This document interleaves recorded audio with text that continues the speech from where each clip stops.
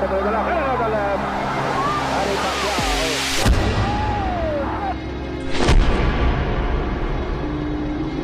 Ngunit maya-maya pa, bubelo pa lamang sana ng isang kanan si Mira, ay naunahan ito ni Manny Pacquiao ng kaliwa. Bumagsak ito at binilangan ng referee. Mira, and he slowly walked back to his corner.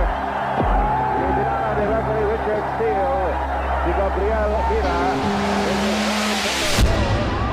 Makalipas ang ilang segundo, ay muli itong bumagsak. Bagamat muling nakatayo pa si Mira sa ikalawang pagbagsak, isang knockdown na lamang ang kailangan ni Manny upang manalo dahil sa 3 knockdown rules in effect.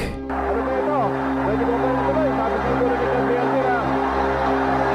He gets up at the count of 9. Partner, isa pa knockdown dito. Wala na ito, tapos na ito. The 3 knockdown Oh, points in his head. ginawa na kanan. And Manny Pacquiao is going for it dito sa round na ito. Kaya pagkaramaan si Gabriel Mira.